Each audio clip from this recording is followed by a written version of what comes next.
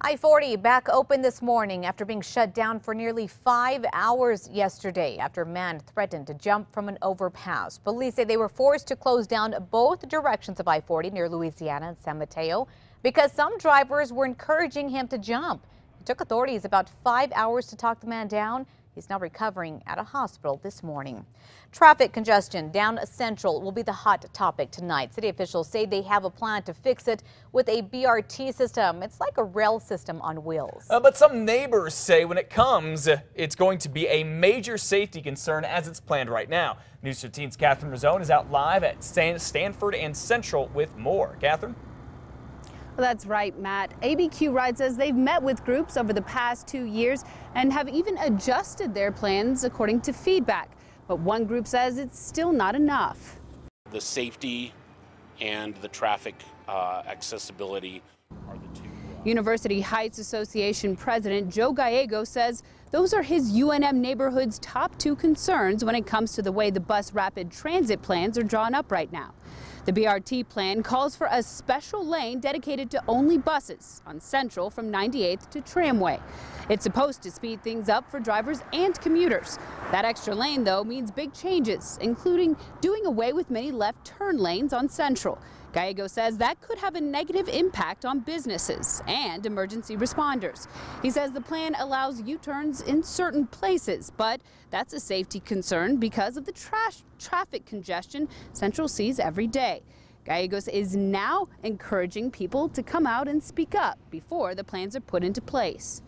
It's going to affect the safety of the students that commute back and forth to campus. It's going to affect the traffic pattern in an already congested neighborhood with pedestrians, cyclists. Now, the plans are preliminary. ABQ Ride says they don't expect anything to go into place until about 2017. Back to you. Thank you for the heads up, Catherine. Now, we did reach out to ABQ Ride about these concerns, and officials say they have come up with 3 alternatives, and they are set to present them tonight at the meeting. You'll see that part of our story coming up in about a half hour. Now, here are some facts about tonight's BRT Bus Rapid Transit meeting. It is open to the public. It'll go from 6 until 7:30, and it will be at 120 Vassar Southeast. The city has been working on the BRT plan since 2012. We should learn more today about a SWAT situation that had a busy part of Albuquerque shut down. The area on Central between Louisiana and San Pedro was closed off while police were dealing with a man with a gun suffering from a mental episode. He was staying at a motel across the street from the Downs Racetrack and Casino. When police found out about the gun, they backed off and evacuated people from that motel. We had to shut down a section of Central because the way that the window was positioned, there was people walking back and forth on Central. For safety reasons, we had to shut down Central and stop pedestrian traffic. SWAT officers, crisis negotiation teams, and K-9 units rushed over. The standoff ended peacefully after 6 hours. The man was taken to the hospital and is expected to go to jail when discharged. Police won't say who he is just yet, only saying he had a felony warrant for his arrest. Well, 6:04 now. Police are still on the hunt for whoever shot and killed a man this weekend. It happened on Saturday near Rainbow and Northern out here in Rio Rancho.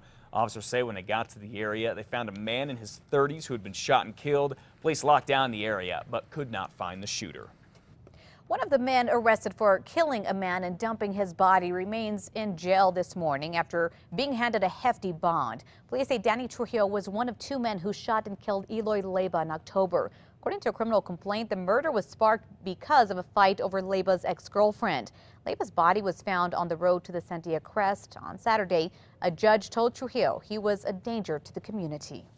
Given your criminal history, I am concerned both about the safety to the community as well as the fact that I believe you are a flight risk. So I'm going to set your bond at $1 million cash or surety.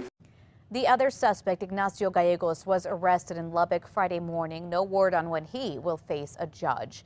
And this high bond comes on the heels of a state Supreme Court ruling that judges cannot impose a high bail bond only because of how serious the allegations against that person are. The case stems from an Albuquerque murder suspect, Walter Brown. Brown had no previous criminal history but was held behind bars for nearly 2 years because he could not afford the bail, which was set at $250,000.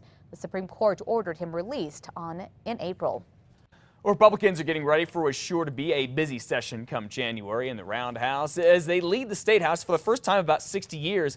And this morning, we now know who will control the State House. Representative Don Tripp will most likely be voted in as Speaker of the House when the session starts. Mr. Tripp is a jeweler who represents Socorro and is set to take over for the current Speaker, Ken Martinez. Representative Nate Gentry should be the new House Majority Leader.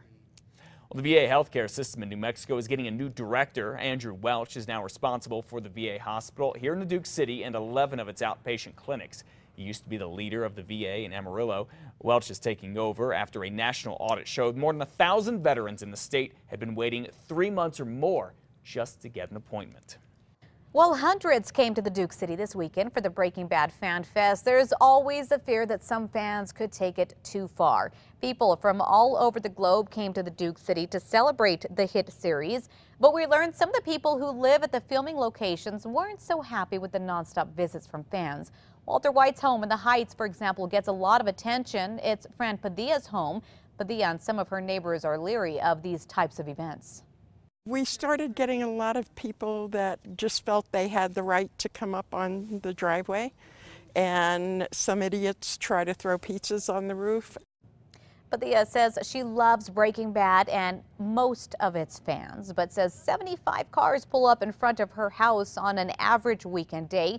So with close to 1,000 fans that showed up to take part in the Breaking Bad Fan Fest, Padilla hoped that they would be on their best behavior. And if they're not, that's why she got the Doberman. All right, Bernalillo County is now creating a master plan for park projects and ways to update the county's open space. Leaders want to add more community gardens and water wells, and if they want to see if recreation areas could be expanded and get makeovers, the master plan's draft will be presented next Monday. Yeah, there's a scene from the show. I forget who it was, Walt, or somebody chucks a pizza up on the roof. I don't know why you'd want to go recreate that. You know, be respectful when you go out to these homes. Yeah, people live there. Occasionally Fran goes out there and talks to people. Yeah, Really she sweet does. lady.